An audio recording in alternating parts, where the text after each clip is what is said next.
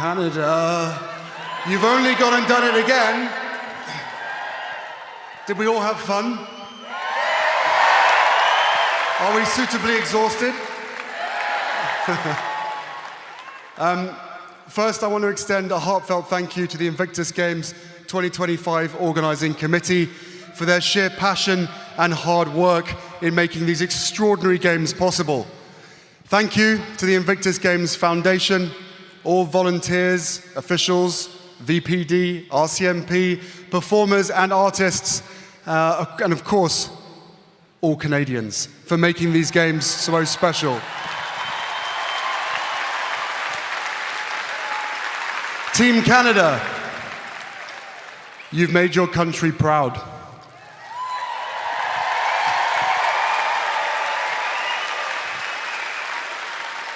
Thank you for bringing your heart to the forefront of these games and for showing all of us how it's done. To the host nations, to the host First Nations, thank you for your partnership, your friendship over the past 3 years. What your people have endured should never have happened. You've shown us what it looks like to fight for the survival of something far greater.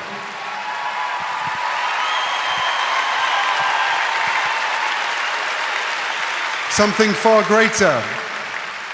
Your land, your culture, your communities, and your light. You show the world how to move forward, armed with the truth in order to achieve reconciliation. And for that, we are forever grateful. Chin Chin Swai.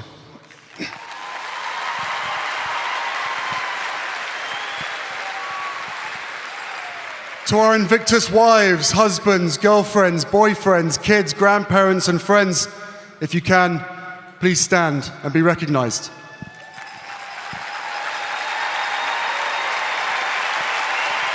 We salute you.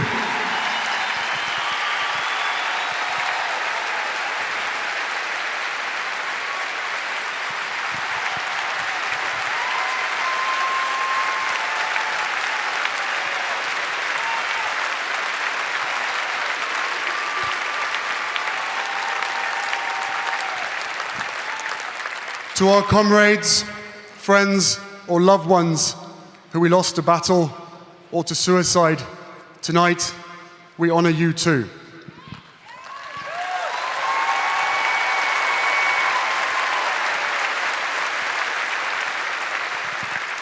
To those of you whose journey to these games has been difficult and uncertain, who questioned whether you would even make it here today, thank you for showing us what is possible. In the pursuit of saving yourselves, you have also saved all of us, those who love you and those who don't even know you. I've spent the last 11 days meeting children to grandparents from all over the world, from different beliefs, backgrounds, and abilities. I've seen how you've changed them. Being a hero, being a role model, it's not just about resilience, skill, or power. It's about integrity, compassion, and courage. You give us hope. You guys give us hope through your healing, through your honesty, and through your humanity, and of course, through your humor.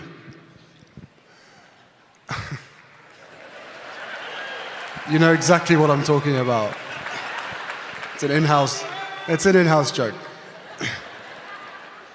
Our entire Invictus community, whether here tonight or watching from home, is making the world a better place. And you're doing it by being your awesome selves. And here we are, more than a decade later, in a world still full of strife and trauma. And as much as we wish these games weren't necessary, I understand why they are still needed, perhaps more than ever. It's because of the strength you give to the world, the power of your example, your duty to one another. You may swear allegiance to different flags, but you stand united in your decency, your compassion, and your spirit of service.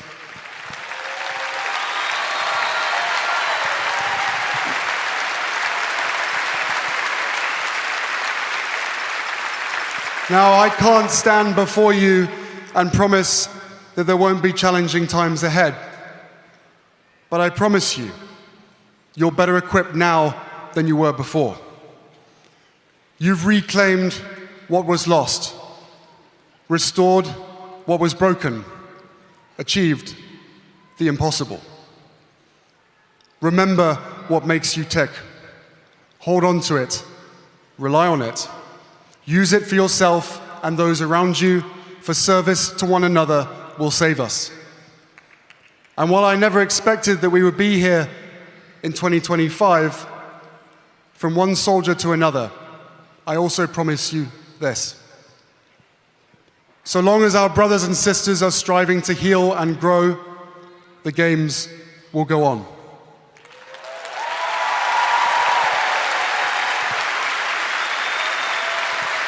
So long as there are those around the world who view you with sympathy rather than admiration and respect, the Games will go on. And so long as the challenges around us demand it and require it, the Games will go on.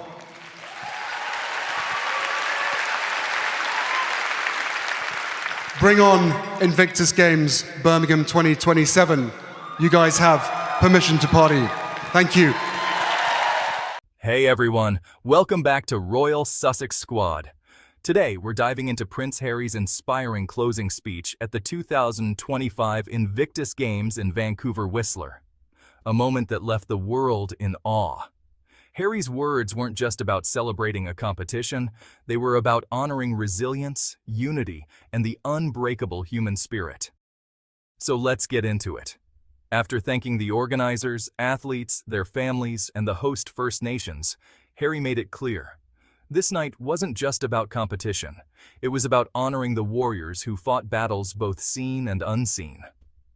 To our comrades, friends, or loved ones who we lost to battle or to suicide, tonight we honor you too, he said with deep sincerity. This was more than a sporting event. It was a tribute. Being a hero, being a role model, it's not just about resilience, skill, or power. It's about integrity, compassion, courage.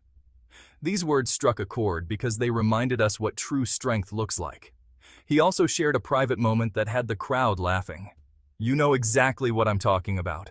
It's an in-house joke. A lighthearted moment in a deeply emotional speech, proving again why Harry connects so effortlessly with the people. You've reclaimed what was lost, restored what was broken, achieved the impossible, he declared. And then came a promise. As long as our brothers and sisters are striving to heal and grow, the Games will go on. These words weren't just about sporting events. They were about a global community committed to supporting each other, lifting each other up, and ensuring that no veteran feels forgotten. I made a promise to myself to uphold my obligation, my sacred obligation after my own decade of military service. To do whatever I could to help my fellow brothers and sisters heal and to champion everything that we stand for. Over the years, many have told him that the Invictus Games saved them. But Harry humbly disagreed. Invictus didn't save you. You saved yourself. This moment left a mark.